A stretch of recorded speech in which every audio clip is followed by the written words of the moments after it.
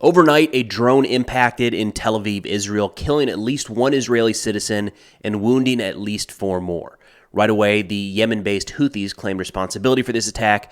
There is a little bit here that doesn't quite fit right. We're going to get into that in a minute. But first, let's start out with what we know so far.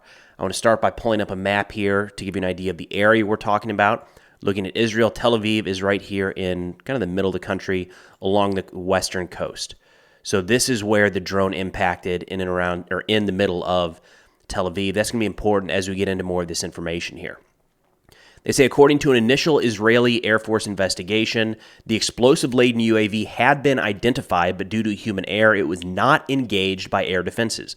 No action was taken against the identified target, now confirmed to be a long-range attack drone. No warning sirens had sounded. Now, a couple quick notes on, this is not the part that I think sounds fishy. This sounds very reasonable. Unfortunately, there is a human component to any air defense system. And something to keep in mind is, as we look at the map here, if Israel assessed that this drone, for instance, was going to crash out in the sea, they're not going to waste a munition on it. Clearly, from the footage, we can see, and I'll pull it up here, clearly that drone was going to impact in the city. It was flying over land. But if the operator views that drone and thinks that it's going to crash into the countryside or miss a target or, again, crash out at sea, they're not going to waste a munition. However, there's a little confusion as to why there is no alarm sounded at all. That seems off. Seems, again, like a major misstep by Israeli forces at this point, especially as they continue to come under rocket, artillery, and missile fire from places like Hezbollah up in the north, the Islamic Resistance of Iraq to the east, and then Hamas at times, and now the Houthis from the south. They say the drone impacted an apartment in Tel Aviv at 3:12 a.m. Pull this back up. After flying from the direction of the sea, the origin of the drone is still being probed by the IAF, the Israeli Air Force. The Israeli Air Force so far believes the drone came from the southern direction, possibly Yemen, although it is not ruling out other launch sites such as Iraq or Syria. And this is something I want to key in on as we move forward in this video. Again, Israel has come under fire, of course, from Gaza here in the south with Hamas. A lot up here in the north by Hezbollah, although that's been relatively local to northern Israel, and then a fair amount of strikes coming from Syria and Iraq into other portions of Israel. Also, we zoom out here to give you an idea of where Yemen is at the bottom of the screen. Yemen has, or the Houthis, I should say, not Yemen, have conducted a couple attacks against the southern portion of Israel. We haven't seen anything from the Houthis as far north as Tel Aviv quite yet. Now, Rear Admiral, the IDF spokesperson, Rear Admiral Daniel Hagari, says the military estimates that the drone struck Tel Aviv was launched from Yemen. So as I'm kind of parsing through this information, it does seem like they're focused on the Yemen claims, or the Houthi claims, but aren't quite ruling out other aspects. Now, should note that the Houthis right away claimed responsibility for this. They put out a statement saying, quote, the Yemeni armed forces, with the help of God Almighty, carried out a qualitative military operation which consisted of targeting one of the important targets in the occupied Haifa region, which is what Israel now calls Tel Aviv.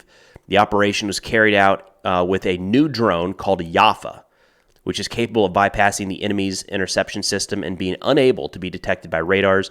The operation achieved its goals successfully. We're going to get into the type of munition that was used here in a moment, but I do want to wrap up kind of what we know so far with a statement here coming from Defense Minister Gallant saying that, quote, the defense establishment is working to immediately strengthen all air defense systems and will settle the score with anyone who harms the state of Israel or directs terror against it, in remarks posted by his office. Now, in terms of the type of munition that was utilized here, this looks an awful lot like a Samad 3 type drone, which is also like the Iranian Sayed style drone. So SAMAD-3 is the version used by the Houthis as well as Hezbollah. More on that in a second. Sayad, S-A-Y-A-D, is the version used by Iran. And as we've seen throughout this conflict and for years now, a lot of these proxy groups associated with Iran are using Iranian munitions that are shipped to their location either in part or in whole, and then they're kind of renaming them. It's just part of this whole proxy strategy, right? They're not using Iranian munitions. They're using their own domestically manufactured munitions that just happen to be chock full of Iranian parts, which appears to be the case here as well. Now, the Samad 3 is kind of the most advanced fixed-wing long-range drone that the Houthis have. They used it in 2018. We're going to pull the map back up here. They used it in 2018 in the Red Sea, or as far back as 2018, and then in the Red Sea just in November, this past November, the USS Carney shot down a Samad 3. The estimated range on one of these is 1,500 kilometers, and that lines up with what the Houthis have said in the past. To get from the northern portion of Yemen all the way up to Tel Aviv is closer to 2,000 kilometers. So, that raises a couple questions here.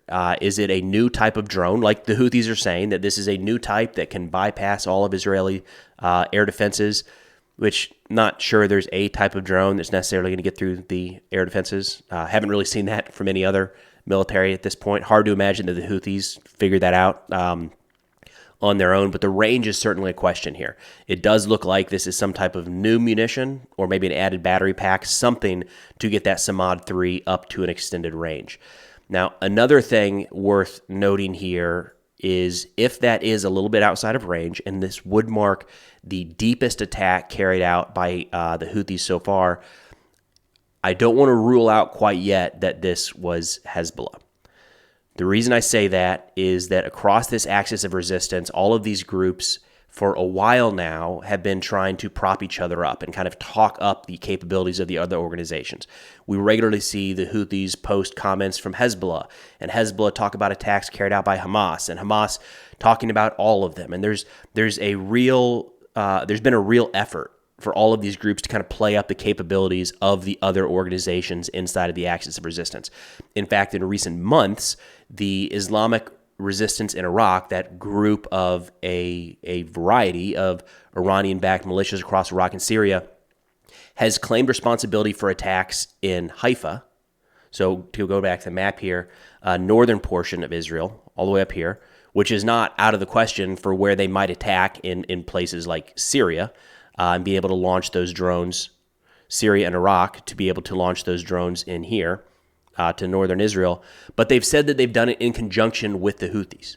And that doesn't make a lot of sense because the Houthis, until today, hadn't claimed responsibility really for anything as far north as Tel Aviv, let alone Haifa, that's even further north. So these groups at times are just saying, we did this with the other group, and it's not really entirely clear what that means, other than maybe, moral support.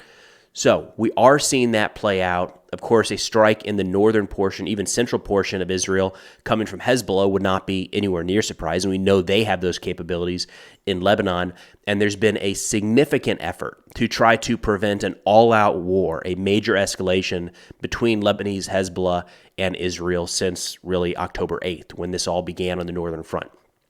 Hezbollah is the most well-equipped, the strongest, the most capable of really taking on the IDF or really any regional power at this point when you're looking at the Iranian militias, the proxy forces across the region. It's not out of the question that there's a deliberate effort to try to keep Hezbollah intact and allow them to carry out operations without facing serious repercussions.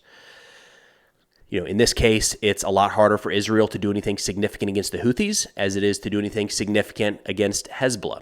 And the last piece worth bringing up here in kind of this theory, I don't want to say conspiracy theory, there's a reason I'm saving all this for the end of the video. I just want to keep it on the radar.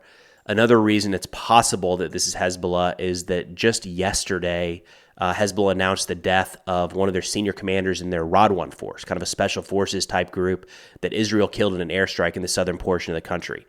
His name was Habib Matuk. He was another senior Hezbollah commander. Generally, when this happens, we see Hezbollah respond in force with another major strike of some kind. It wouldn't be out of the realm of possibility for Hezbollah to launch a drone attack against, say, Tel Aviv. There's been a fair amount of coordination between these three groups, between not just three, it's a multitude of groups across the Middle East now backed by Iran. I just want to keep that back of mind at this point. Israel's certainly not going to slow down any operations in the north. It'd be interesting to see if they try to conduct any operations directly against the Houthis down in Yemen. They've already kind of got their hands full on multiple fronts that they're fighting right now. But either way, that's what we know so far. Drone impacts in Tel Aviv, Iranian-made parts. Looks like the Samad 3. Houthis say that they launched it. Israel is actually kind of leaning themselves towards the Houthis launch it. And I do want to keep on the burner there that it's possible this was another group in the axis of resistance, and kind of all parties are wanting to keep that under wraps to contain this conflict to where it sits today. But as more information comes out, we'll be sure to update you accordingly. That's all I got for now. Thanks for watching, and I'll see y'all next time.